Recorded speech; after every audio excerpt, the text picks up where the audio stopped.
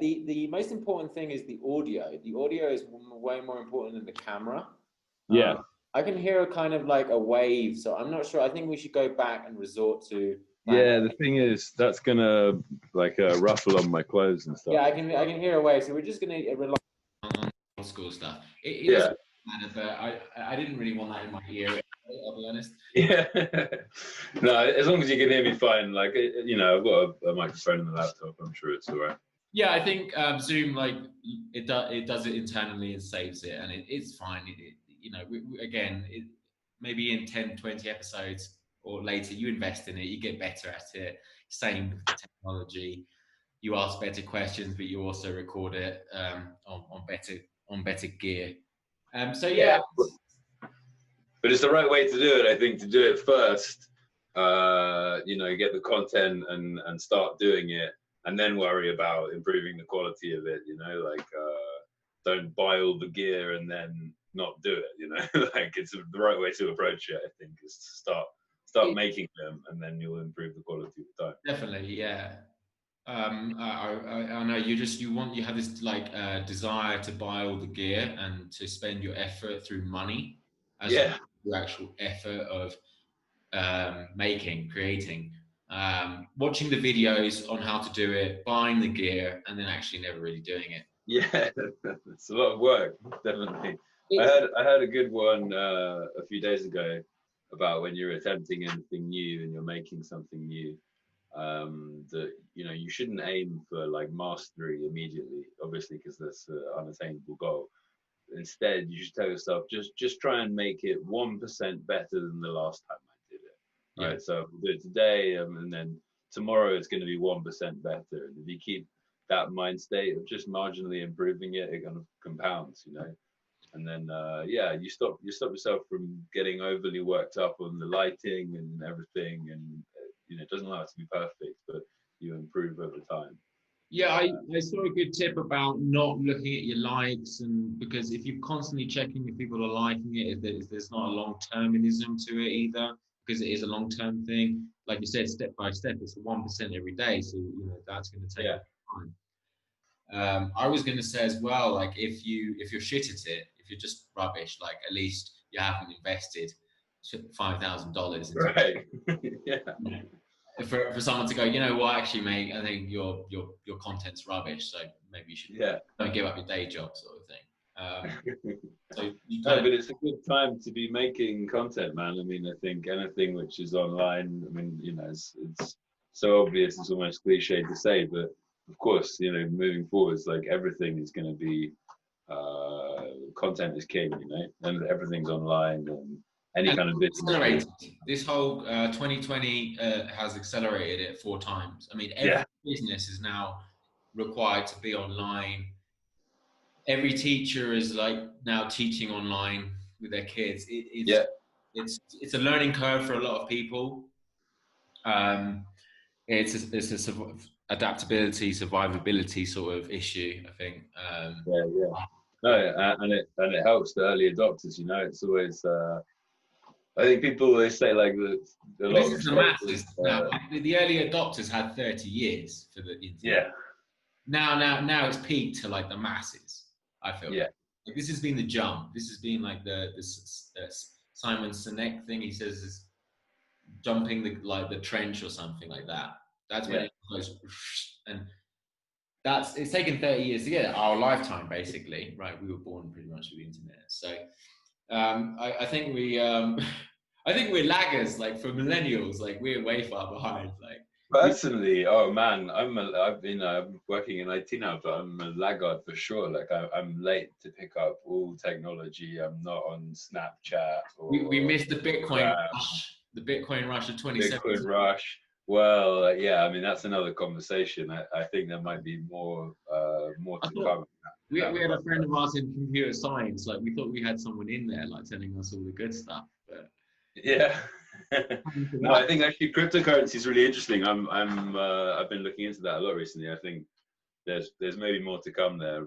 Not necessarily Bitcoin so much, but it's changed a lot in the past few years. I'm not a skeptic of the technology. but I am a skeptic of like the way it's used right now. Like basically, it's like an offshore account, isn't it? It's like you got something dodgy, then it's online, it's on Bitcoin. Yeah, that's the big image problem that they've got, right? That at the moment, you know, they say, okay, it's only for criminals and, Yeah.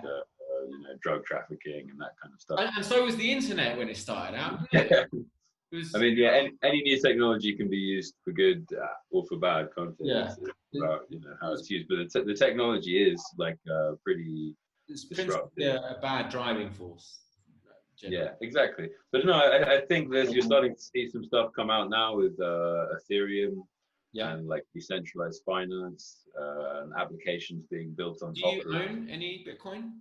I do actually, yeah. I've got a bit of Bitcoin, a bit of Ethereum, a few other projects as well that I think are pretty good. It's good to have your eggs in many baskets, isn't it? To have investments here and there, somewhat passive, right? It's like a bank account. You've got it there and it might go up, might go down. Well, man, if you leave money in a bank, it's losing value. You know, I mean, at the moment we're seeing kind of a short-term deflationary, you know, cycle, but potentially in a few years it will be inflationary because they're printing so much money. So, you know. Well, also though, at the same time, I've never felt better about having money in my bank right now as savings that I haven't touched because of the crisis we're going through.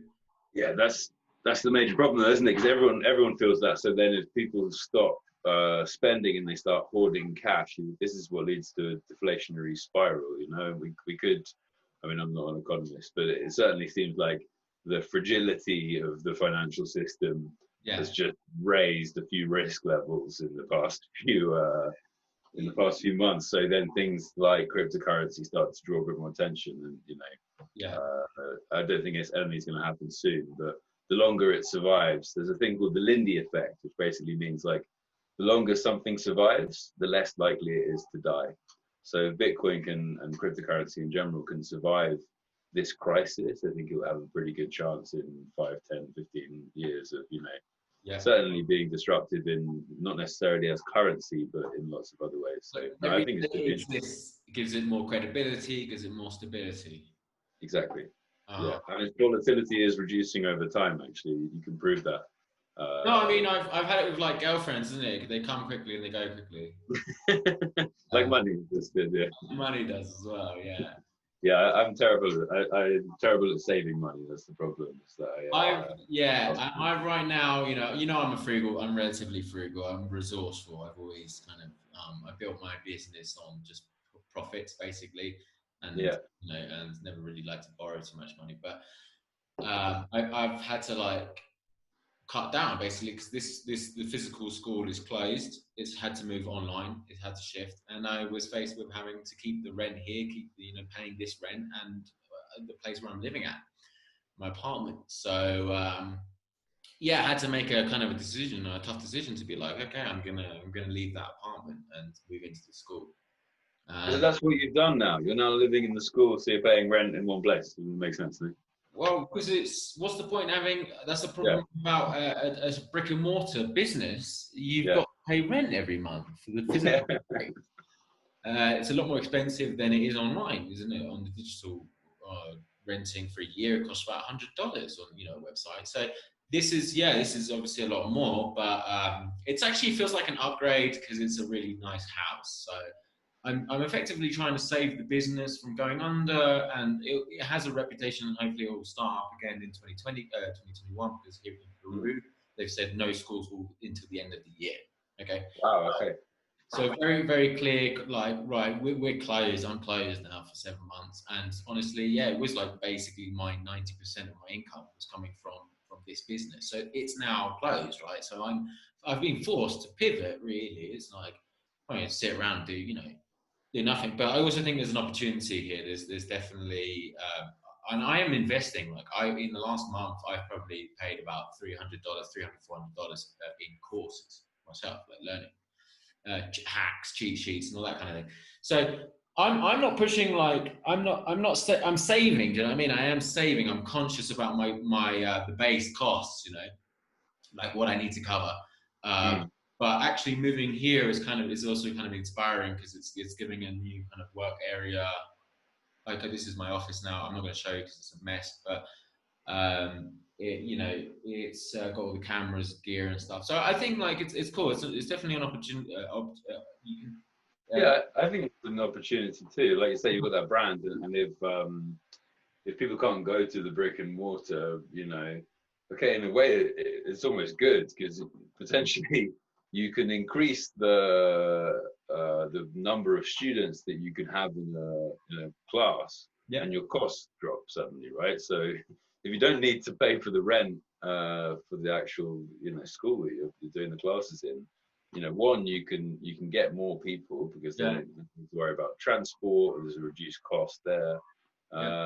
And so, the potential for growth is probably larger then, as long as you market it right. You can have people in Cuzco, in Lima, in, wherever else, all over the world in the same class, Am I at the right time? Am I a step early? Am I, I was already planning this stuff 6 months ago, a year ago, transitioning to the online model. So I've already got a few courses out, and yeah, we've had some responses. I've got my, my wall board here now, so I did remove everything that was on it before. But yeah, it looks peaceful for a wall board because there's nothing there at the moment. Peaceful right now, the sun is shining on it. So there's no plans to attack any neighboring countries. So it's a peaceful. No, we're all good. Yeah, Peru is pretty safe in the Andes. We're all good here. We've got lots of food. It's cheap. It's really cheap. So yeah, I mean, I think that this is an opportunity for this like content or whatever as well. I had to reduce my costs, but I'm still actually investing in other things, in knowledge, in courses, and hopefully more advertising as well. I need to put some money into some marketing. Yeah, that's a really tricky one, isn't it? Advertising. I don't know how you go about that. Yeah, so they say in sales, your biggest issue, the biggest problem in sales is your obscurity. So the fact that people don't know you. The people want your product. They want your service. If you're giving a decent service, and I know I am. I know whatever you do, I think we have credibility. I can see I'm confident to say that through my past experiences. Right? I can say that I've given value, and I can definitely help people. And there are people who are looking for me to help them. The biggest issue is that they don't know who I am. They don't know simply. So you have to get the message out there and start telling people like, "Hey, I'm here." It's just they say, even to just to get them on a cold sort of like, this is Ben sort of thing. If you're breaking even, that's a win basically. So you're just paying just to say, "Hey, I'm here." And then things like the retargeting is a really important thing. So like a lot of, "Hey, I'm here. Nice to meet you. My name's Ben." And then the second one is, "Oh, hey, it's nice to see you again. My name's Ben. How you doing?" And it's like that second conversation you have with people is not the same as the first one. So whatever you're doing, a lot of people apparently are missing that out. They just go for the first ad, but they never retarget. A lot of people are mistaking that. So I'm actually hiring. I'm hiring a coach. Like I'm going forward with like hiring a coach who's just gonna basically do the work for me as far as I can see. He's going to keep me motivated, drive me, make sure I get those results, and it's like me putting the money in, but then getting the money will work for me to get more money out. Do you know what I mean? So yeah, it's an investment in yourself. That's cool. So what the coach is, a business coach, or is more general than that, or more Facebook marketing, digital marketing? Okay. Yeah, I mean, it's he's shown his credibility and his generosity through giving me a few sessions for free. And I just like the idea of working with someone, because when you're doing it, when you're on your own and in this kind of context of working isolated from home, you can. There's an internal battle with your mind going, should I do A or should I do B? And when you've got someone there to kind of like bounce it, and then they go, no, definitely B because of this, and you go, yeah, I didn't see it from that kind of point of view. That really helps. So yeah, I have that. It's building a team. Rome, you know what it's like. You can't do anything on your own. No, that's really valuable, man. That's a sounding board for sure. I heard it's accelerate. It's an acceleration as well. It's to speed it up. I don't want to miss this opportunity. I could be sleeping. Oh yeah, I'll do it tomorrow and launch the ads, because apparently they're really cheap right now. Obviously, a lot of people aren't using them. There's a depression everywhere. So yeah, getting someone just to accelerate you, push you forward. I'm excited for that kind of aspect. So what do you think that you're going to be providing? You think 𝗂𝗂 Superior is still going to do classes online? Are they running at the moment, or what do you? Well, this is not going to be all about the podcast, but yeah, I mean, it's trying to make it as simple as possible. You want to make it as simple as possible. Like I said, Apple only has like 5 products, but it's worth billions.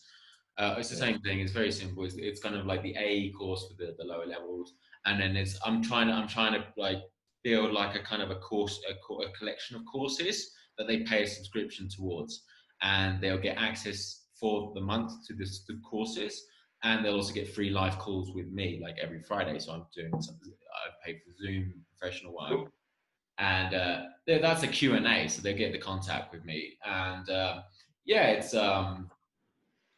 that's basically the way, like changing it to a product, less of a service. I want to reduce the amount of hours I actually work having contact, because I can sell those for a premium rate later on. And so you want the gold one-on-one class, then pay that. It's coaching as well. It's like I'm not just giving English. I'm going to be like, do you want to sort out your life? Do you want to set up your own business? Do you want to have passive income? Do you want to become a learning machine? Like, do you want to like raise the bar? Do you want to, and I'm not like perfect in it. I'm not saying I'm an expert in it, but I'm at least one step ahead of most people. A lot of people. And that's probably because I surrounded myself with smart guys like you, Alec, and I was lucky enough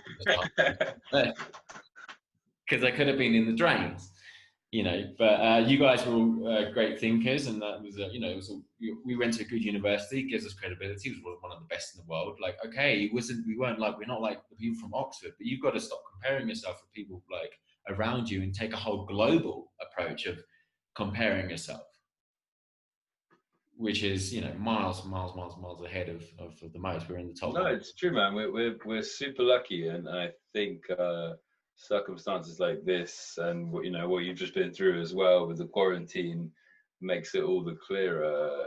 How having a good situation just makes you less vulnerable to risk. It's like, fuck, man. People, I don't know if I should be swearing, but whatever. But yeah, people that I saw in India, you think these people that are daily workers and stuff that are really struggling. You look at the whole population, it gives you some real sense of the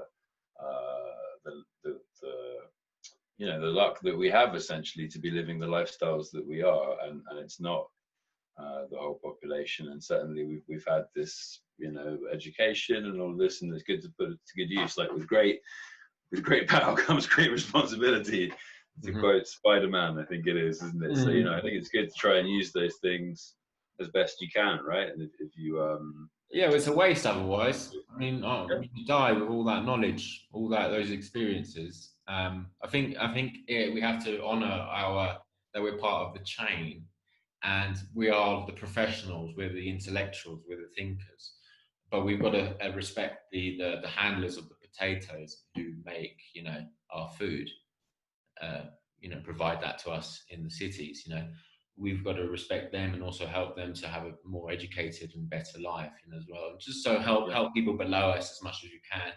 And this is why, like, someone finding this podcast, this like episode, very niche. The idea, we can put all what we talked about, because it's all very interesting stuff, I think. But like, the point of it is like, am I looking to take the CELTA certificate in Buenos Aires like you did, right? Or am I like, I could either become a yoga teacher or a teaching English teacher. Like, I'm at that pivot, and so I'm doing the research to find out basically like what's best for me. This is like the point of certainly this initial phasing of the podcast, is to give people that kind of perspective, that insight, that they might, that isn't that hard to find. Like, it's not that hard to find. I mean, you got to use YouTube as a search tool as well. What's like getting your TEFL or CELTA, very specific like title, and giving them a specific answer. So should we take a little break and then we can move on to like the main podcast? Yeah, sure, man. That sounds good. without further ado, basically, let's yeah, go on. let's just start here by a little introduction of yourself. You know, your name, where you're from, whatever, and really your motives for wanting to ever become an English teacher. Right, yeah. So my name is Alec. I was born in London and raised in Suffolk, so I'm a country boy. And I got into teaching English after going to university with you, Ben. I spent another year after I graduated, being a bit uncertain about what to do, and then I went off traveling. I went to South America, and I think it filled the gap. And actually, you know, this is kind of, I think, largely what I would say to anybody about teaching English, is that this is the role it played in my life, is that it gave me something to do when I wasn't sure what I wanted to do. And it gives you then a kind of long-term ability, a long-term asset that you can use at any point in your life. So I don't actually teach English anymore, but I would potentially teach private classes again in the future, because it was something that I enjoyed doing. But why I got into it in the first place was because I like to travel. I like to not just travel through places, but actually live in different cultures. And I think that's an entirely different experience to actually stay somewhere and, you know, learn the language and live how locals live. And that's an educational experience. Yeah. Otherwise, you know, if you go through hostels and get drunk with Australians, and, you know, that's fun, but you're not really having an experience which is going to change your perspective so much. I think you're just bringing your own culture with you. So as an avenue to do that, I thought teaching English was fantastic. And so yeah, I did a 1 month intensive course in Buenos Aires in Argentina. Just before we get there, I know, I'm sorry to interrupt. Like, I just want to know, so you obviously, that's a great point that you make there with it's about trying something new. You were how old when this happened, when you became an English teacher? I think I was 22. I just graduated university and I did another year. So, after university, not getting a job, not having a job, deciding, you know, to travel, which in itself is an education. Like, that's a massive learning thing anyway, apart from like teaching English. So that was a great experience, a culturally rewarding experience as well. But what was the thing that led you? What was the trigger? Or someone must have mentioned to you teaching English as an option to make money abroad, or what was that motive there? Yeah, well, that's a good question. What was the thing that first gave me that idea? I'm not sure I can recall that. I'll pinpoint it. No, I'm not sure I know who. I mean, it may have been my mum offering it as a kind of idea. If I was asking, you know, shit, I've graduated. I've got a degree in philosophy. What do I do with that? Think deep thoughts about being unemployed was the. Yeah, I think I was just, you know, I knew I wanted to explore. I'd done a gap year before university, and I enjoyed that. And I think I just didn't want to stay in England. You know, I knew I'd be in England at some point, and I thought, you know, now's the time to try so after university is a good time to go and throw yourself out there. Yeah, because you get this degree, and it's not obvious for a lot of people how you necessarily apply that degree. In a lot of fields, that's the case. So, you know, you've got this kind of time where, okay, you can get a job at a bar or something, and that's all right. But it was far more interesting to me to go and work somewhere else. And actually, I didn't really know this at the time, so it wasn't part of my motivation. But actually, the deal you get in many countries is pretty damn good. I mean, you're going to be living a better lifestyle, say in Vietnam, right off the bat, leaving university teaching English, than you would be in London doing a retail job. You know, by a long shot. Say that again. You're catered for better. You're almost living a luxury lifestyle. Oh, especially, I mean, obviously it varies country to country massively, but, you know, just from experience teaching in Vietnam, I've heard similar things about Korea and, you know, Asia in general, or even at the you know, one end of the scale, you know, the Middle East, Dubai.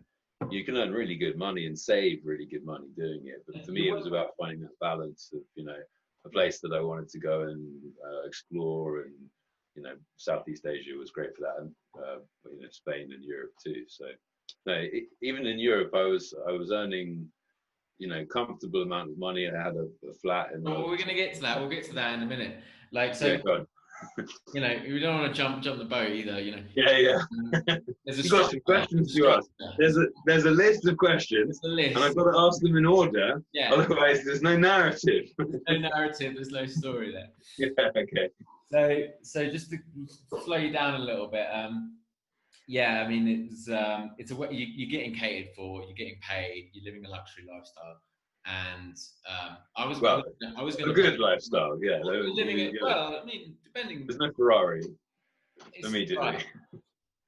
It's no, yeah, exactly, yeah. Well said. Yeah, it's not luxury in terms of European standards of luxury. Yeah.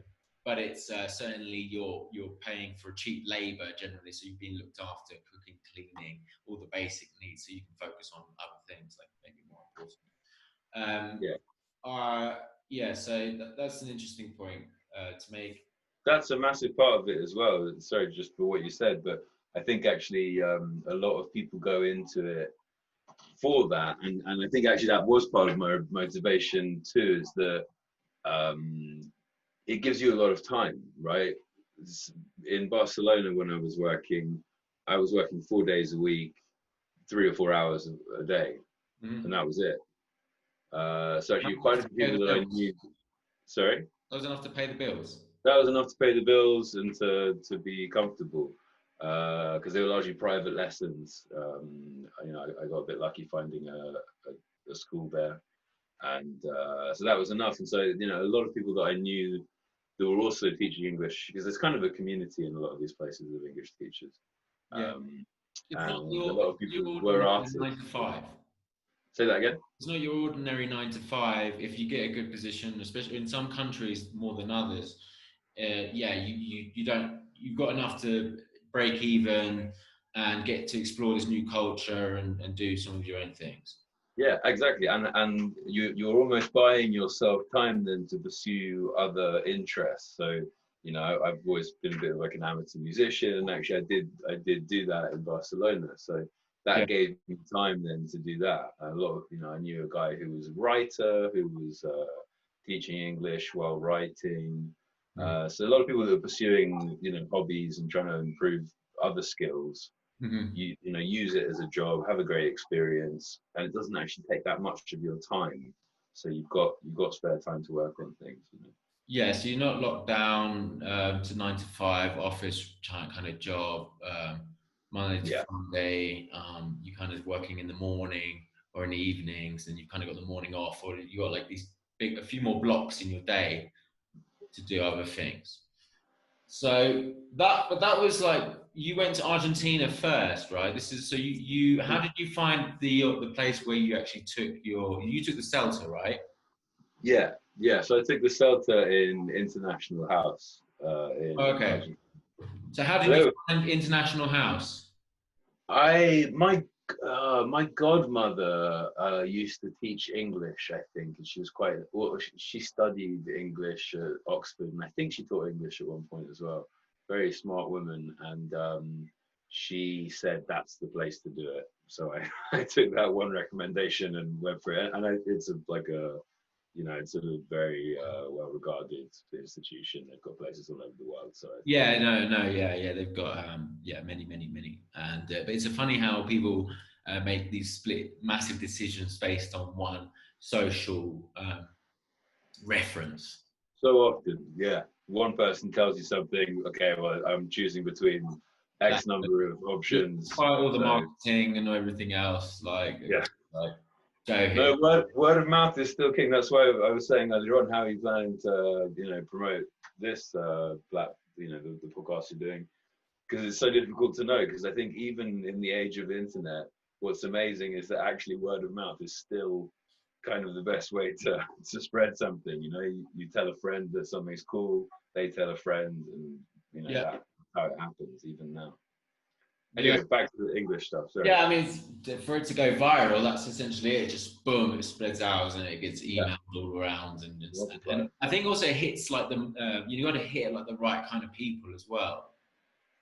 Got to get it in front of their faces, because I think there's these people who are like viral, like 𝘄𝗏𝗏𝗧 sort of thing. So putting that in front of them as well is very important, because that's like their job generally, and everyone else is kind of a bit more passive and just like influencers. Influencers are great, like getting this in front of an influencer. Yeah. But basically, doing the research, finding them out, getting in contact, having a phone call, being all cool, saying, look, this is the mission, whatever. This is the reason why. But those people who are now already set up as influencers are, you know, going to benefit massively from all of this, because there's a thing called the Pareto principle, which 80-20. Yeah, 80-20, exactly. So, or it's more like 9. It's like 5-95. Right. But so the part of the Pareto principle, it's often the 80-20 is like, you know, 20% of the work produces 80% of the results, and vice versa. But also, it means that to those who have a lot, more is given, and to those who have little, they deplete their resources. So essentially, things gravitate towards the largest node. Like it's why you see a tendency towards monopolies in corporations, because that needs to be broken down. You know, things that are large gather more, right? Like once you earn a certain amount of money, it just pours in, because money's working for you. Yeah, exactly. That's the capital. Again, we're going back into Marxist and. We'll talk about English. Yeah, well, that's the thing. I mean, and so, do you remember how much it cost you? Speaking of money, like your 𝗪𝗲? The 𝗪𝗲 was about £1,000 at the time. Yeah, £1,000. And so that was for the month. That wasn't experience. tuition. So you flew there purposely for the.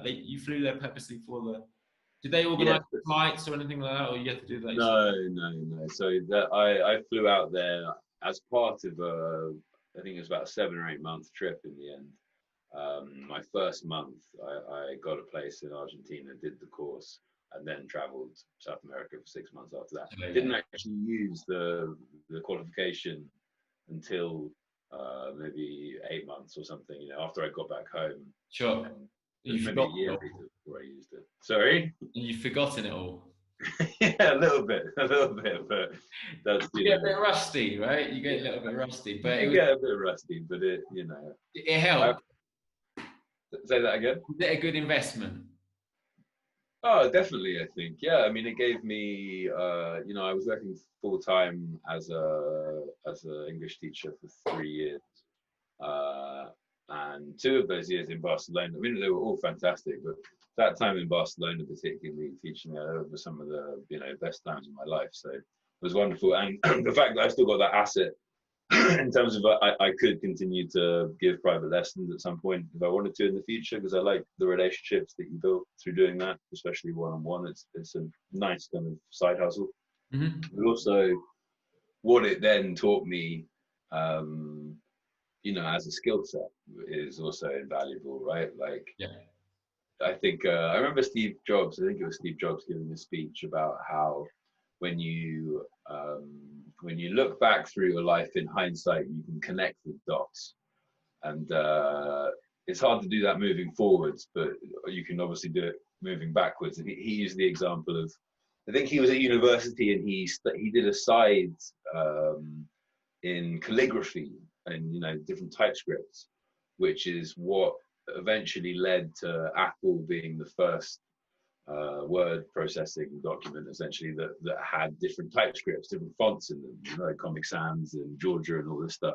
He implemented that first because he had some awareness of calligraphy and the different, you know, styles of writing that were possible.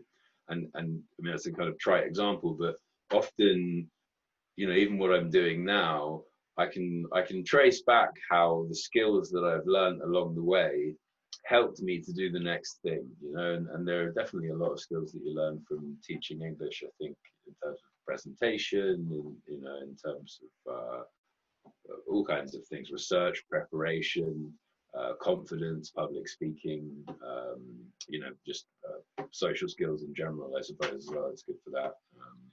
No, I think it's definitely an investment. Yeah, you get a lot out of it. So you get transferable skills.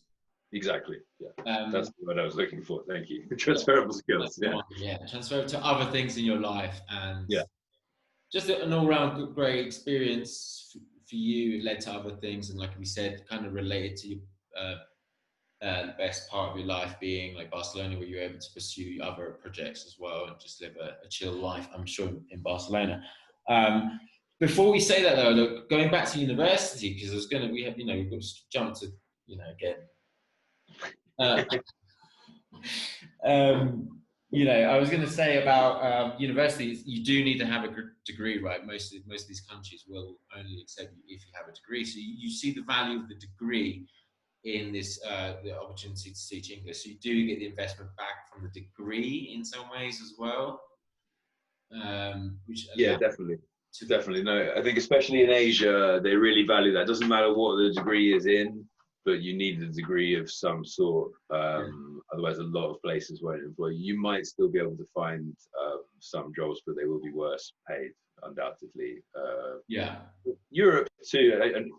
I think if you're teaching younger children, there's a lot of more opportunities for that in Europe as well, and maybe then you wouldn't need a degree. But generally speaking, you're then stopping yourself from entering that higher pay bracket because you haven't got a degree. So yeah, that is a factor, definitely. Yeah. So that's when you go, okay, it was worth all that fun time in Manchester. Yeah, yeah. I wouldn't have got the jobs that I did if it wasn't for the degree. And so even though maybe at university we didn't learn those kind of skills because it was all theory and it was more social, really. I would say it was hardly that practical. I didn't even have a job at university. I was given a loan, so I didn't feel like I was very useful at university. But anyway, I think that's a pretty common experience there. Yeah. At least I didn't bail out. I stuck it through and I finished. Yeah, absolutely. The other thing I was going to say is about walking around in these other countries with that title, with having a degree, and then being known as an English teacher has always it's like having a kind of one of those Monopoly, like get out of jail cards. Like people, I don't know if in your experience, but in my experience, certainly, like if you tell people you're teaching English, you kind of get a positive reaction from that. Yeah, definitely. I mean, more so in Asia, like in Vietnam. Yeah, I mean, like I was saying earlier about the lifestyle you're leading there. Okay, there's no Ferrari, but in Vietnam, you're teaching English. I was doing 2 days a week, and it's equivalent to living in not quite the 1%, but you've almost got a lifestyle that's comparative to the luxury one again. We talked. Yeah, you really are. You're eating out all day. There's money isn't really a concern. Like I'm very bad at being frugal anyway, and I couldn't spend what I was earning basically because it's all kind of covered. And you didn't have to work very much. So I was doing 2 days a week. I was doing Saturday and Sunday, which was a shame that it was the weekend. 2 days a week, and you had more money than you could spend.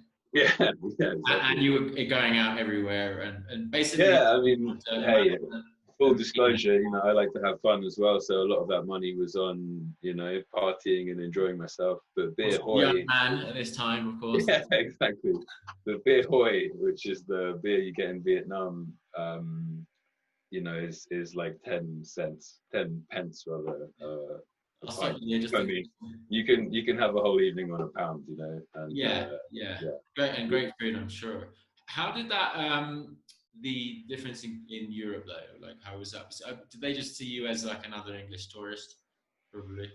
Yeah, I don't know. It's a funny one with Europe because I think you try when you're staying somewhere anyway to kind of distinguish yourself from tourists. So did you have any girls in Barcelona being like, "Oh, I'm an English teacher"? Or was the guitar working for you? That helps. Yeah, music is a very social thing, and Barcelona is great for music and great weather. So no, that's wonderful. But like, yeah, a lot of the people that I met there who were not from Barcelona or not from Spain, and who were living there were also teaching English. So there definitely was a bit of a community. But I think, did you get treated differently because you were teaching English? Not necessarily because you were teaching English, but if you'd learned, you know, if you'd shown that you were living in the country rather than just traveling, because, you know, let's say it is Barcelona or any kind of European city, you get a lot of like stag do's that go there for the weekend, and yeah, you know, they're going out to party and they go back in a few days. So once you integrate with the culture, then yeah, absolutely, I think you set yourself apart from kind of tourists and you're seen differently by the locals. And I think, yeah, people definitely regard English teachers in a positive light. Like, and the girls always like, oh, can we practice English together? That's, yeah, I mean, I suppose it does help that you've got some qualification to do that. I've kind of almost, I shouldn't be saying this if this is going online at all or anything, but I think I've said that before. Well, we can cut it out. Also, we can, to someone I'm also already in a relationship with, that, you know, well, like, this is a plus. Hey, I'm a qualified English teacher also, so, you know, I can help you with it. And I think, you know, actually going back to one of your earlier questions that I answered, I think, like, incompletely at least, why did I want to get into it? I think also, I have always been like pretty interested in language. Like, I like to read a lot. I'm genuinely interested in like linguistics and learning foreign languages. And so the grammar side of it to me actually was also quite interesting, which is why then I enjoyed teaching adults more. And that side of it, you know, other people get something different from it and they enjoy working with children, and, you know, that's a kind of different side. So there's a lot of room for different interests within that job, you know, like you can choose. I was doing business English classes at Harley-Davidson in Barcelona. I was doing some one-on-one with, you know, older students as well, like a doctor and a couple of people like that. So those are people who were obviously had quite good English and were interested to learn about the kind of grammatical side of it and to discuss more in depth the language itself, you know. And for me, I found that interesting. So that's kind of a niche that you can go down to, or you can do the opposite, which is pretty more common in Asia as well, which is like larger classes of younger children, which is fun if you're that kind of person and you're, you know, like energetic and zesty and you enjoy that. Then you don't have to worry so much about the grammar. You can kind of, you know, focus more on, you know, I mean, they're different worlds completely. I mean, yeah, and you're like, there are different segments of teaching English which are suited to different people. Some who like, working with children, like you said.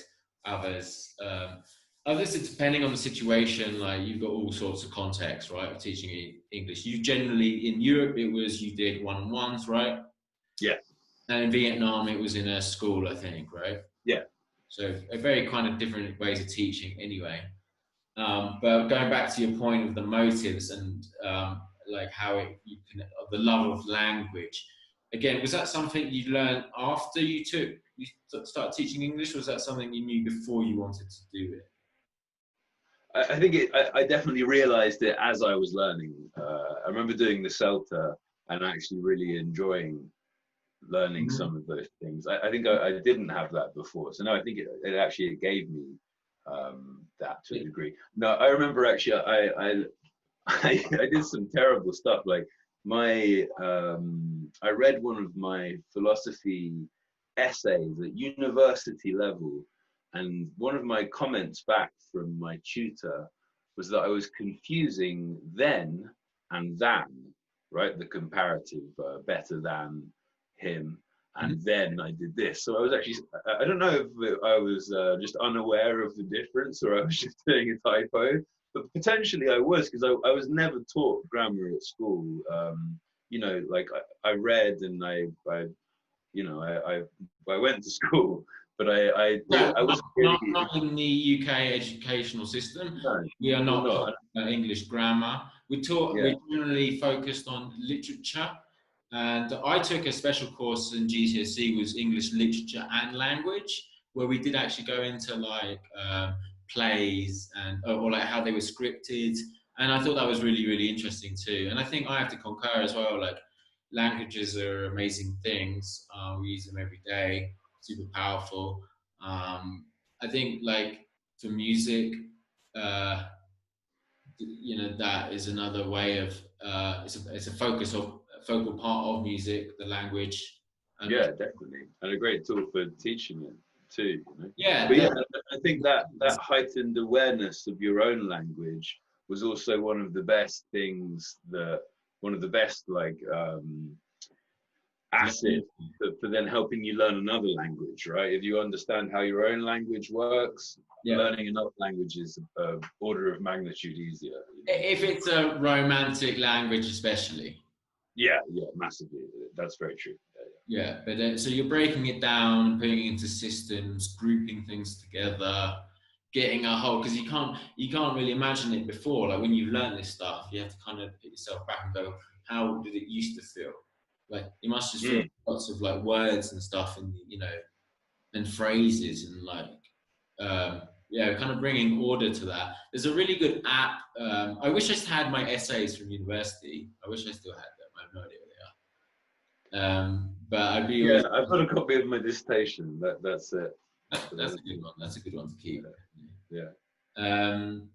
Probably put it online. You should probably whack it. I think it was terrible. I think it's one of those things that's like embarrassing to read back. I got a first for it actually. That's what they don't tell you though. That's what they don't tell you. Like at university, they would just tell you like if you make a sick fucking like essay, whatever, dissertation, you can sell it. You can sell it to other people, and you can make money. That's true. No, if it's a good one, and you know you can get it published and stuff. Why don't they teach that? I went to business school. They never taught me that. They were never like, oh yeah, make this sick shit, and like that's how you make money. That is a major failing of a business school. You think that they should teach you how to make money? Bring your awareness to that. My investment appraisal somewhere. I saw that not long ago. It was pretty good. Some on building. It was construction. It was like to buy some brown zone and just build some like prefabricated like Chinese like offices for student like housing. And I got a first on that essay actually. Right, so you did it well, yeah. I did it well. I'm still gutted about my 2-2, but never mind. Yeah, but at the end of the day, I mean, well, it hasn't made a difference, right? You got. Yeah, no. Again, in terms of English teaching, I mean, you need it for teaching English. You do generally need it. You don't really need it in South America, I'll be honest. Like, I don't think that here in Peru you really need it. I don't think you need it in Ecuador, Colombia, Brazil. I don't think it's way less stringent, and I don't think it would be the same for Africa, I'm guessing, either as well. Yeah, I think most places, apart from Asia, because they're very big on education. Europe probably. Europe, I think you can get away with it. I think you'd get work. You know, in fact, I know you can get work. Just informal conversational stuff. Okay. Yeah, exactly. Yeah. Okay. No, I had friends who didn't have degrees who were still doing that. And in fact, I have friends now who were same age as me, 31, 32, and they're about to go to Vietnam and teach there for a year, and they don't have degrees actually, but they're lining up work already. And you can do it. It's just it's not quite as well paid as it would be if you had the degree. But you can always get lucky, and find them. What came first, so Barcelona or Vietnam? Barcelona first for 2 years. So why did you go to Vietnam, and what was this like the process of Barcelona? You're from the UK, I'm assuming it was pretty easy, you just moved over there. I mean, you can tell me about how you ended up getting a job there in Barcelona? Yeah, that was a weird one actually. So when I came back from South America, I did the CELTA. I kept traveling for another 6 months. And then I came back to England, and I think I came back to winter or something. And I was like, I'm not a fan of this dreary weather. So I wanted to get out of there as soon as I could. And so I found a program where you would stay with a family and teach English at the school. So, and I think you do 5 days a week, but you wouldn't do that many hours. Your actual contact hours were pretty few. But accommodation and food would be provided by the family that you stayed with. A great way to practice your Spanish as well. Yeah, and exactly. I thought that. So, you know, I thought it would be a kind of interesting experience. But also, it was a terrible idea. I mean, I had just come back from, you know, university and then traveling, and I had to go and live with this family in a fairly small flat in Barcelona. And for me as a person, I value my independence far too much for that. And even the family kind of knew that. Like, they were lovely and we got along well, but I think I lasted about 2 weeks of that. And I was like, I'm sorry, I need my own place and my own space. 2 weeks is quite a long time. That's quite a long time. I thought I did pretty well. Yeah, that is a long time. No, but they were, you know, were they quite strict, and you know, you don't want to interrupt the family if you're a bit of a you're going out, you're having a good time. Exactly. You know, they had the younger kids. They had 2 kids, and one of them was about 11, the other one was about 15, 16. Yeah. And it's just, you know, for me, it's not the not your vibe. It could be for some other people, you know. But definitely, yeah. And you know, it wasn't too bad a deal in that you weren't spending any money, you weren't working too much, and you're paying for those kids' education. Yeah, we were helping their education, and you did get paid. It just wasn't loads. But so then I kind of stuck in the situation because I'd gone, right, I don't want to do this, but I don't want to go back to England either. And I had kind of fairly limited money at this point, so I think you were nearly broke. You were nearly sleeping on your friend's couch. Yeah, I was staying at a very cheap hostel in Barcelona that I managed to negotiate a deal for like a month while I tried to find work. And it was like a little box, you know, but it was nothing. It cost nothing. It was right in the center. And actually, I had a great time even in the box. But yeah, then I think I went for one interview face to face. I must have applied for 4 or 5 different jobs. I went for one interview face to face that I didn't get. That was for quite a kind of established school that would have been, you know, a lot more regular work. Why didn't you get it? I've got no idea. I think they probably thought I was too flaky, and rightly so, because I'm a bit flaky. But anyway, I then met this Irish lady who owned. It was through an interview. I didn't meet her socially, and she gave me a job working at a school called 𝗵𝗲𝗲 in Barcelona. So I was there for 2 years, and that was an interesting setup. It was ideal for me. So I did some classes in the school, kind of group classes, normally, well, always in the evenings, in fact. So it was kind of normally from 4 to about 6 or 7. So it was perfect, like not too late. I had to have the whole day, and then I could prepare a bit for a few hours of class in the evening. And then, so I'd have kind of a couple of regular classes like that. And then she would also give me some private lessons too. So I would go travel actually around Barcelona. And she'd pay for my travel too. And I think some percentage of the time of the travel too. Like if it was further away, she'd pay me more for the class. What kind of travel were you doing? Just like on the metro, like, you know, on the Barcelona metro going around. Okay, yeah. Not really that far, but I think there was one class that I think I actually turned it down in the end because it was too far, but I would have had to have taken a train for like an hour, and she was offering to pay me the trip as well, but I didn't want to do it because it's too long on a train for me. And I had enough work anyway. But so yeah, it was a cool setup. So I did a regular classes at the school, and then also a couple of extra one-on-one classes or business classes like Harley-Davidson and a couple of other companies as well. Okay, and that's which ones were your favorite? My favorite one was one-on-one, like private. In their house? Yeah, I'd often go to their house and do it. And that was great because you really feel that you can help someone in that environment, right? Because it's one-on-one. You're in the house. They can't get rid of you, even if they're bored. You know, they're stuck with you there. But you can watch somebody trying to learn something, and you can help with pronunciation. You can really drill down and focus on their problems, right? Yeah, sure. For me, I found that a lot more rewarding because I could really, I could find out what that person was interested in, and I could cater the lessons to that.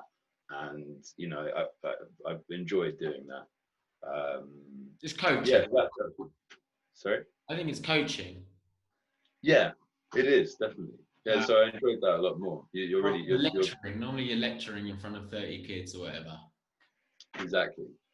Yeah, it's a very different environment, and you know, obviously, good teachers try and not put themselves in that role too much when they're in big classes, right? They make everything kind of peer to peer, so that you're just overseeing it, right? You're not kind of you have to split your time up. You can't help that exactly.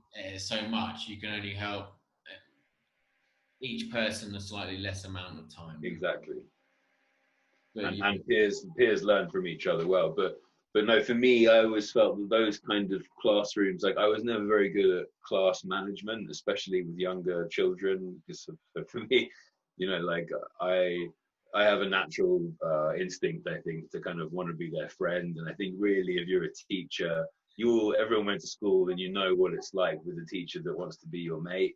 Like they're probably nice and you probably get along with them, but at the same time you get away with a lot more as a result, and you're probably more disruptive. Yeah. So what I learned actually eventually in Vietnam is in your first class, when you go into a bigger class and it's a new one that you haven't taught before, you have to be a bit strict and be an arsehole first, so that they know you're capable of being an arsehole, and then you can be nice. But if you go in nice straight away, then they walk all over you. So you got to be an arsehole. That's a great tip. That's a great tip. They tip. like you. Yeah, that's what I learned. Great tip. Yeah, you got to be cruel to be kind. Yeah, that's it. You got to set the parameters, because otherwise, and everyone's experienced it from school. You know, the teacher that you can get away with everything. Yeah, is because they've got right. Yeah. Motherfucker. Exactly. Listen to me. And even if they do that later, but they've been your mate so far, you kind of don't really take it so seriously. You know, it's like, oh, it doesn't work. It really is the first impressions. That's not just for the classroom. That's for anything. But you certainly, and you know what that's like. The first impressions, lasting impressions. Make the best first impression you can. That's why I put a shirt on in case. It looks lovely, mate. No, it's great. It's great. Yeah. I don't know which number impression this is now, having seen you so many times, but it's true to form. It's good. Charity shop, about £1.50. That's good value. Bargain. So Barcelona, moving around, but you get to go to people's houses and teach them in the houses. That's through an agency, so that's like verified security. That's why they're happy to let you in, because you have to give your passport details and all that kind of thing. Yeah, absolutely. No, there was a process of kind of verifying. I think not like in Asia, where I had to really send in all my documents and get everything notarized and stuff. You know, obviously this was a slightly smaller company, so you know, as long as the clients were happy, she was happy, and you know, they weren't new students a lot of the time as well, so that I was being sent to, they had an existing relationship with the school, so it's not like I was being sent somewhere kind of vulnerable. And often, you know, there were more people in the house. Like one student had. Are these adults or are they children or what? Yeah, so actually there were two adults that I saw for a long time, and they were kind of in their 20s, and one teenager, about 15, 16. As well, who I did private lessons for, and his mum was always there in the house when I was teaching him. What do you think? I had an experience with Buenos Aires when I was there. I went there and I kind of I was really kind of naughty and bad, because I said to them I was going to be there for a long time, and then I was covering another teacher because she'd gone on holiday, and I managed to convince all of her clients to switch to me long term after I'd had the classes with them, which is naughty because it felt bad because I left like a month later. Like I gave up. But what would be like, you know, what's the thing about retaining a student, and like, do you have any kind of recommendations to? Yeah, I guess it's getting that balance, isn't it? Because again, going back to the, you know, cruel to be kind and getting the parameters right. I think it depends on the student a lot, doesn't it? Like if they're younger. Just distinguish the different cases. If you're working for a school, you're going to have this class for the whole year, right? But if you're working for private one-on-one classes, then they ultimately decide if you're going to be you're a good fit, and they continue with you for the long term. Like you said, you had them from a long time. That's the key to your survival as well, right? Having long-term clients, long-term. Sure, they've got to like you. That's a big factor. I think actually I remember I did have I had two teenagers that I taught in one class as well, and they were great actually. They were good fun, and they kind of they backed me up in one situation where I can't quite remember what it was, but there was a dispute about whether one of the lessons was cancelled, and there was a dispute about whether I turned up on time or something. And I'd done it all by the book, but for whatever reason they thought I'd done something wrong, and the kids were like, no, Alex, cool, don't worry about it, like it's fine. And they kind of stepped in and been like, no, it was fine. And I think that the key to that for private lessons is I mean it's like life, right? Like I think truly the key to getting along with somebody is to be curious about them, right? Like interesting people are interested in other people, you know, like if you actually care about what the person like it, you know, is trying to do with their life. My turn to talk now. Go on. No, it's fine, you can continue. Yeah, exactly. That's the classic, right? Waiting for your turn to talk rather than listening. But like curiosity, right? Like you know, so the kid who I taught, the 15-year-old did one-on-one with, you know, he wanted to be a doctor, and he was, you know, into football, and there are a couple of things that are obviously his interests, and okay, that's kind of obvious to elicit those from him and tailor it around them. But I think really just, you know, you've got to bring things out of people, and especially if you're teaching someone a language and they're not necessarily that good at it, it requires some confidence to do that, right? And you have to create an environment where they feel comfortable trying something new, and that's the kind of, is a social skill essentially. You know, people that are people as it were, people's persons. How do you say it? People that are good with people will be good teachers a lot of the time because they can make people comfortable. You know, they can create that environment. A people person. People person. Yeah. Too many peoples in that sentence for me to make sense of it. Do you have like a kind of a go-to list for like asking, you know, questions about people, like getting people to open up? Like, do you have those like in your mind? You know what? No, actually, I've never done that in life or in English. I think personally, any sort of preparation for a conversation ahead of time, in most circumstances, obviously there are exceptions to this, like a presentation or something, but I think most of the time, if you're preparing too many starters, it stops you from actually listening to what someone's actually saying, right? So yes, you can prep a few questions if you want, if it helps you to have them on a piece of paper in case you're stuck for what to talk about. But I never really had that problem. I thought, like, I'm going to ask someone a question and their response is going to tell me about what the next question is, right? However they respond, it's going to give me something. Even if they go, no, I don't know, you can be like, well, why don't you care about it? You know, like every response leads to another question naturally. So you don't necessarily, it can be artificial if you then try and, you know, structure things in a way where you switch topics because you've written something down on a piece of paper. You're not actually going where the conversation takes you. So I think it's more important to listen, and whatever the response is, you know, that they're giving you something back with that. Keep working with that. Yeah. So be very aware, like totally focus on what they're saying, and that will give you a clue or an insight into how to respond to that. But if you're not really listening to them, even if it's one word answers, you're getting a hint that they don't want to talk to you, right? Someone doesn't want to talk to you. Yeah, exactly. Well, if it's a one word answer, you can go, you know, can you try and answer the question with more than one word? You know, yeah. Like, whatever it is. And if you know, there's always games you can play. It depends on how old they are. I mean, generally. The games are good, but structure's not. Yeah, I think too much structure can be a problem. I mean, I think for some people it's good, and it depends on personality types. I like with my students, like all kind of my students, English students. Every time I met them for the first time, when they enter my class, I would had like 7 questions set up. Yeah. What's your name? Where are you from? What do you do? Do you have any family? What's your favorite music, movie? I don't know, whatever. And like 7, why are you learning English? And I would do that because, yeah, obviously it builds, like you said, it's curiosity.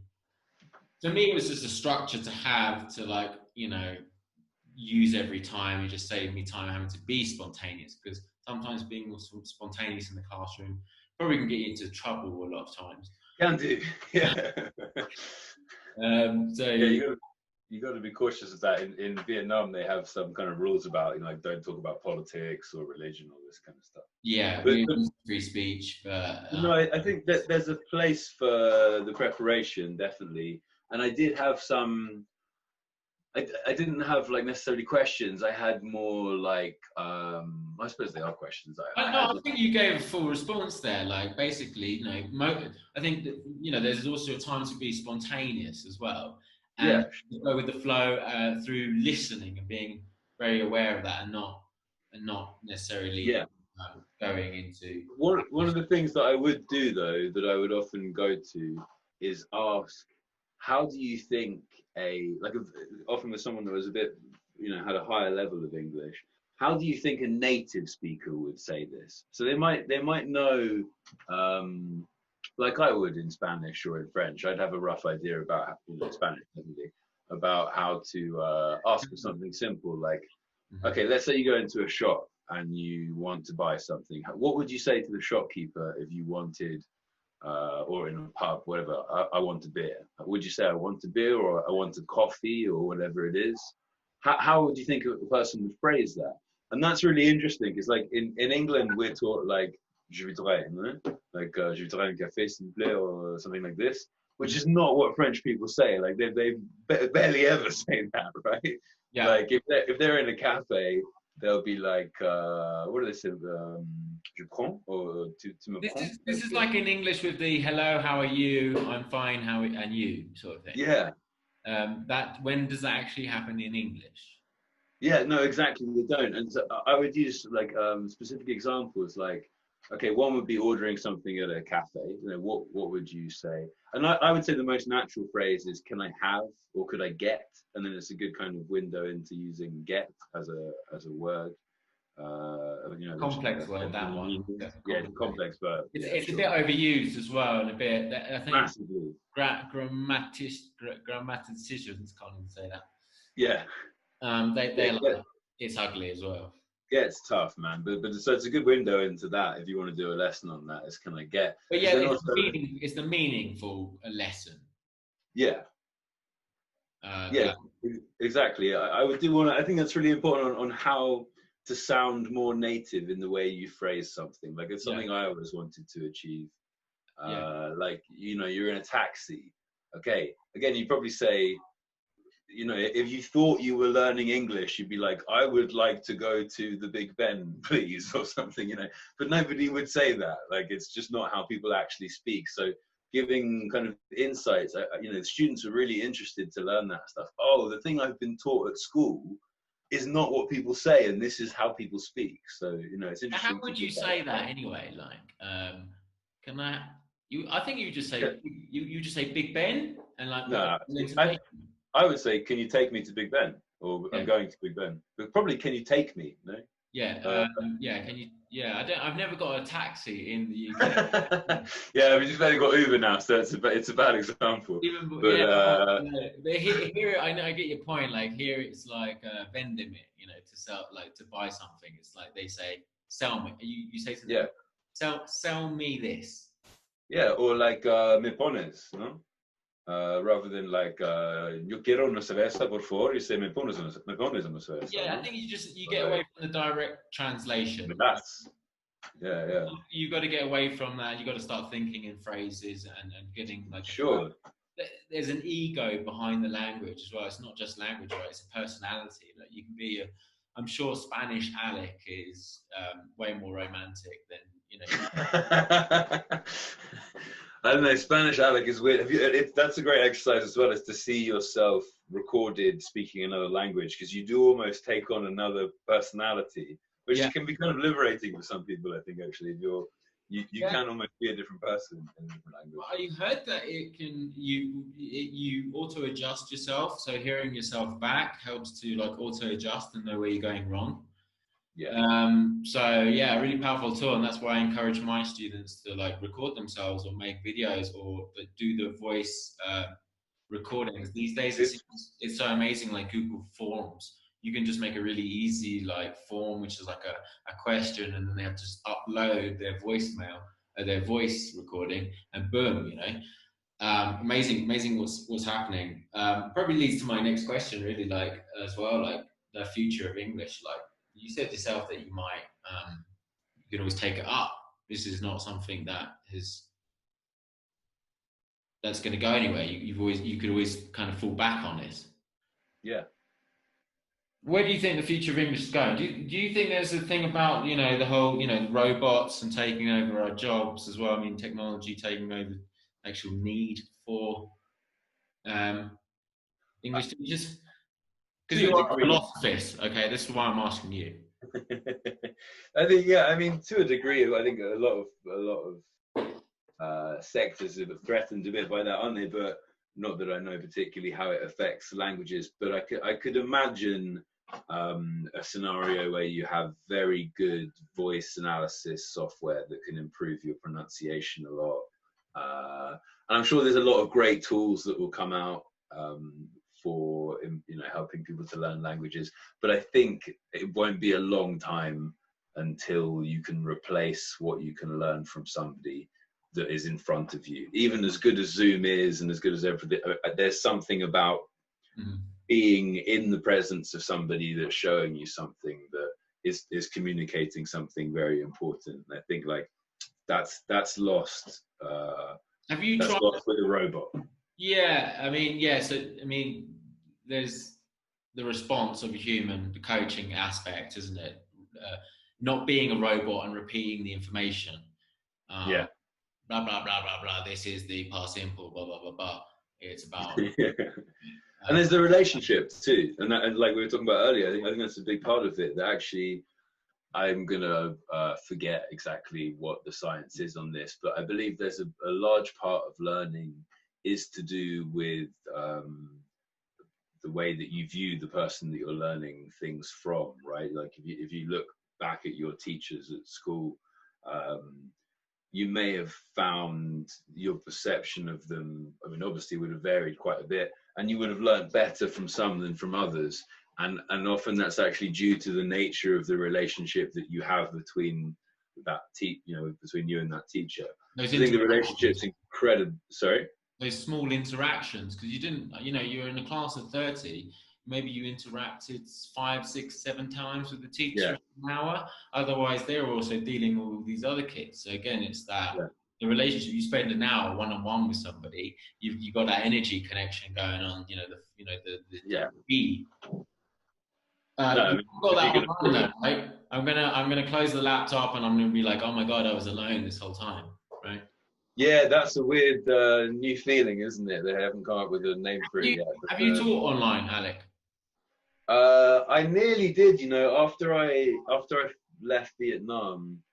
And what did I do then? I went back to London. At one point, I was thinking about going traveling again and using it as another way to make money while traveling. I ended up going. Where would you go now? The coding route instead. What did you say, sorry? Where would you go now if you wanted to do that? To teach English again? Yeah. Peru. yeah. 𝗂𝗏𝗄𝗏𝗧 𝗏𝗏𝗏𝗏, of course. I think again it would be based on the country that I'm most interested in at that time. Like I tell you what, I'd like to see Japan. I've never been to Japan, and I think you get a pretty good deal teaching English there. That's a culture that interests me a lot. I'd like to learn the language. I think it sounds cool as well. And yeah, it's a very different place. I think I'd learn a lot from that. So yeah, I mean, if I were to, well, I think it realistically, if I'm going to do it again, it would be doing a few hours a week with, you know, someone that I've built a relationship with, just one-on-one, just as a kind of, you know, as a thing to do in the evenings or something. Because my job now anyway is freelance, and I've got time, so I could easily, if I wanted to, you know, do a few private classes on the side. Yeah, do a bit of both. So you would do that not actually necessarily out of the money, but out of the enjoyment of teaching. Yeah, no, exactly. It would be just building a relationship. Like I even considered doing, like starting just conversation classes in Bristol, where I was living, and until all of this and my travels and stuff. There's a large like Spanish community there, and a lot of Spanish women. Sorry. Spanish women. A lot of Spanish women too, yeah. So get them all together in one place, and then it's. I know you're following them, aren't you, Alec? No, but no. What was I going to say? Yeah, I was going to try and start something. They're following you. They're following you. We would just be like conversation classes or something, because a lot of people wanted to learn it, and I spent most of my experience teaching English was, again, kind of niche. Like I tried to specialize a bit. Like I was focusing on the specific problems that Spanish speakers had learning English, you know. Like, okay. So, and you replicated that with a lot of people. Yeah, exactly. And so they were useful. Like I knew a lot of things about how to help Spanish people. Yeah, there is a great book on that. There's a book which has been compiled of like essays of people from around the world, which basically very useful book. Wow, that's cool. Yeah, it's does change. I found it online. And I could probably post it in the comments below. I don't know if I'm allowed to. Do it. But yeah, no, it's amazing how much the difficulties wherever vary. Wherever you go, you're like, you just read the chapter and then you go, okay, they're commonly going to face these kind of problems. Right. So if you help them with these problems, then you're actually giving them a whole lot of value. And no, that's gold. That stuff. That's the gold stuff, isn't it? So, 𝗪𝗏 taught me that book. That I took 𝗪𝗏, and I remember that as being part of the reading. And it's just someone scanned it and it's online. So, but yeah, really useful for other people from around the world as well who may be thinking about. You know, I think resources should be sort of essentially sort of free as much as possible out there, and then people like pay for the certificate or the credentials or something like that, because or just because you're paying for a course because it puts everything out there in order about everything specifically you're going to need. No, yeah, I'd like to see as much stuff free as possible. And especially areas to learning should be cut as much as possible. I love tools, Alec, like tools, like finding tools that like cut down like the time it takes me to find something or organize my stuff because I'm not that organized, or help me translate, for example. Do you have any favorite tools that you use by any chance? For teaching English, you mean? Like teaching English, tools, or online tools, I guess offline tools, like any kind of cheat sheets, hacks, or like. I mean, I had some stuff because it was like 6 or 7 years ago now that I was teaching, maybe 6 years ago, and so I had stuff written down in a notepad that were kind of my go-to like ideas, you know, and stuff like that I would run through. In terms of like online tools, I mean, I have stuff now, a lot of tools for what I do now. It's different from English. What exactly are you doing now? Yeah, I'm like working as a freelance web developer, or rather I'm like managing other web developers now. It's like a small business that I've started. So similarities, if any, between coding and teaching English? It's a language, for one. Okay.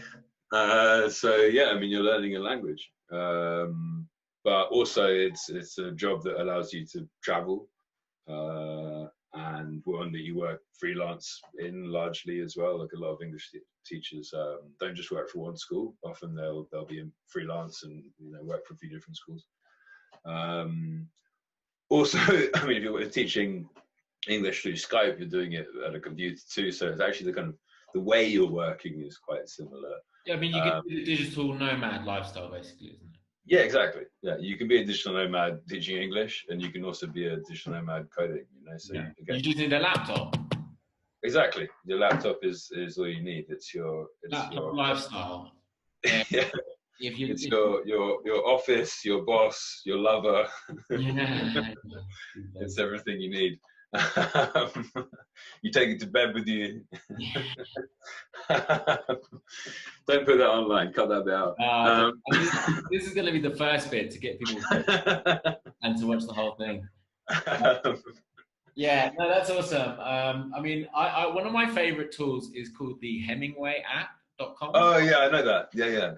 That one's a nice one, like for just kind of clearing up your language a little bit, removing some of the adverbs. They say adverbs aren't very pretty. They kind of knock your confidence to, you know, the listen. Like, they go, I'm not really sure about it. Things like that, tightening up. Yeah. I think that stuff, like, I only used that Hemingway. What's it called? The Hemingway. 𝗕𝗵𝗴𝗂𝗋.com. Yeah. I used it when I was working in marketing like 3 years ago. I was going to say it's really good for marketing, yeah. Yeah, and it was good. I only actually used it like 2 or 3 times because the app itself I thought was useful, but what was really useful was just that it made me think about it. So yeah. I didn't actually always like the suggestions that it made. I mean, it's probably a much better app now than it was then. But I thought what it does do, and I still to this day when I'm writing an email or whatever, I have a tendency to put a lot of like procrastination words in, you know, like I think, I believe that it's possible of this, you know, that, and actually Hemingway, you know, is why it's called that. He was a great writer for doing exactly that. He said, you know, don't describe, like make, I think he said, make, don't describe. So, you know, it's all about being very active, and there's very little fluff in Hemingway's writing, and that's why it's like really great to read. You know, there's a lot happening because he's not spending time with all these adverbs and adjectives it's the opposite of like Proust, right? Like, who just writes in really long sentences with loads of adjectives and adverbs. Willy-nilly. Yeah. But it's beautiful too, but just a different, I mean, if you're trying to communicate something quickly, like, you know, for sales, it's certainly, I mean, it gets to the point, you know, you've only got 10 seconds to grab their attention. It's like, you know, and that, I like this idea. If you don't grab their attention within the first 10 seconds, then they won't listen to the next 10,000. Yeah. So that's a point on making a good first impression with people as well. Yeah. Well, it must have changed even now, you know, since I was doing it, it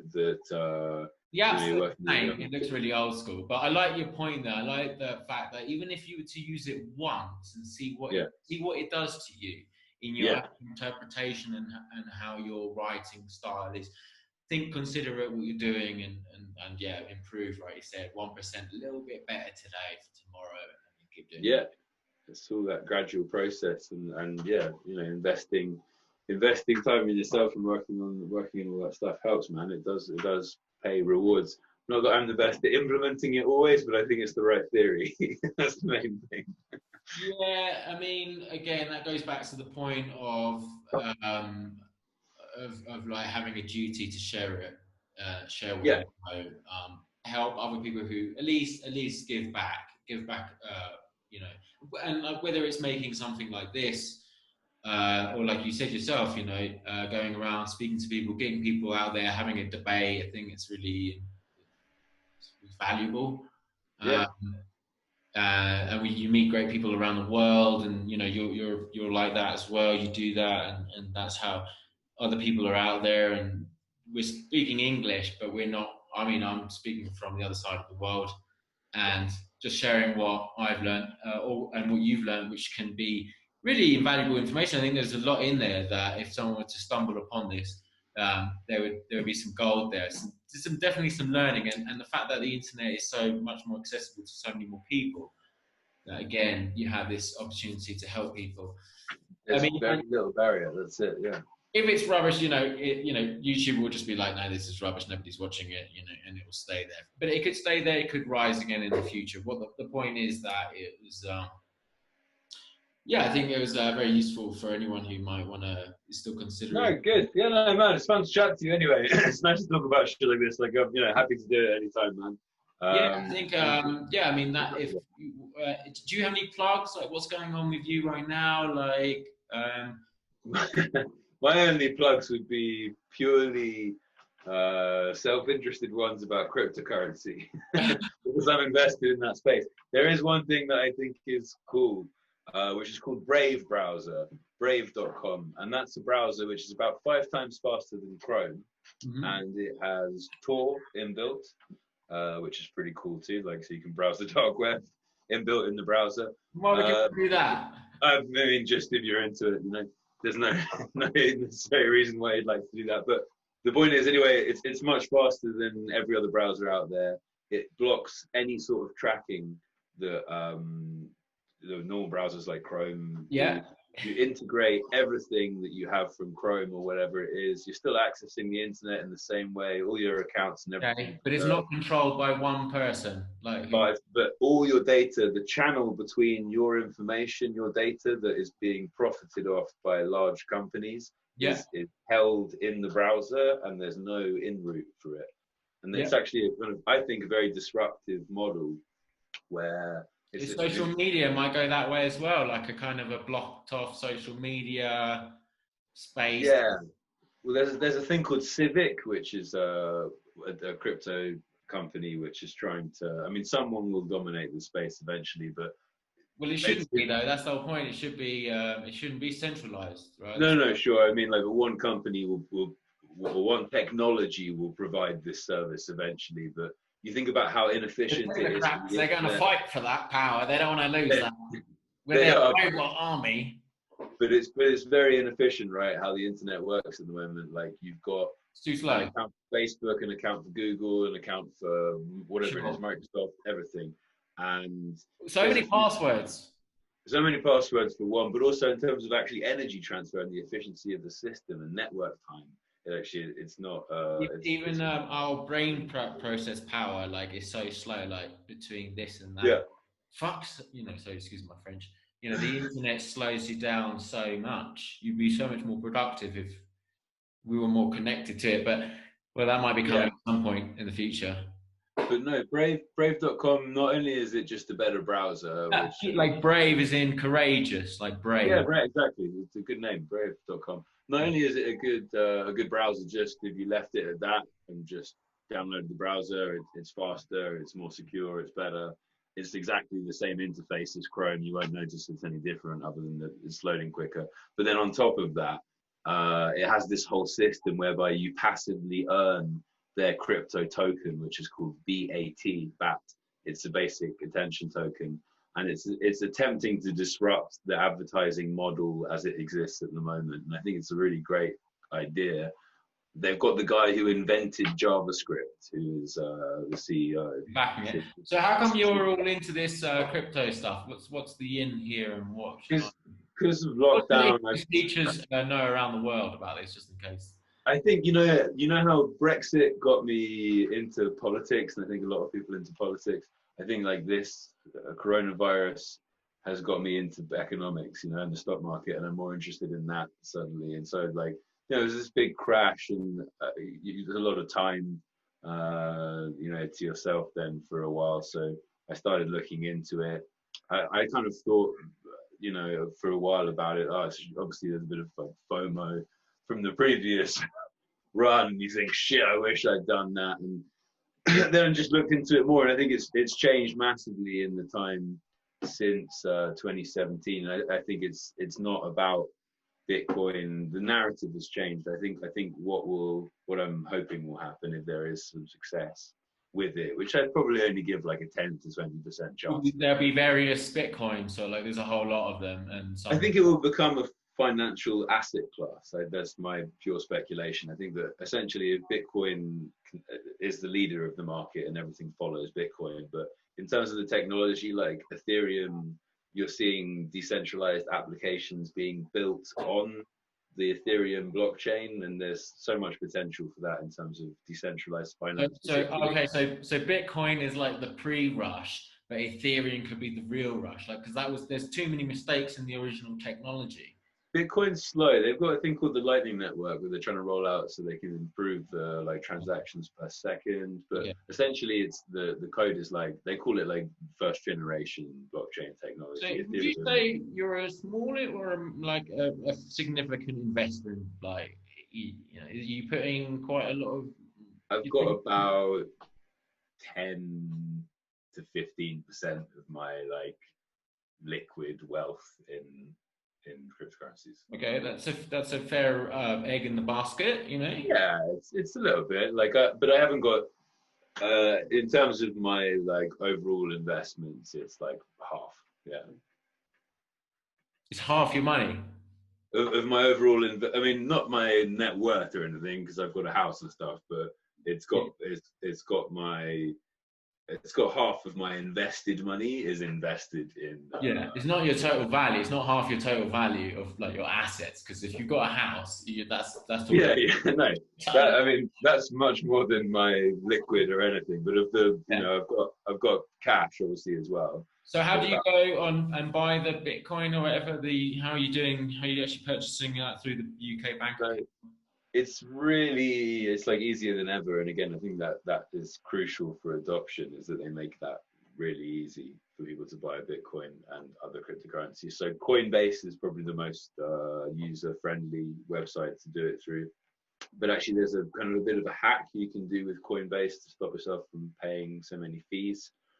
You can look up online how to do it, but basically, rather than paying outright with a debit card, you can do a bank transfer to Coinbase and then transfer that money from Coinbase to Coinbase Pro, which is also free, and then buy the Bitcoin that way, rather than buying it straight from the Coinbase user interface. Which, say, if you bought £100 of Bitcoin from the user interface on Coinbase, it would probably cost you about £4 from charges. If you did it on Coinbase Pro, it would probably cost you about 50p or 30p. So if you're spending a lot more money on it, it's well worth looking up how you do that to change the fee.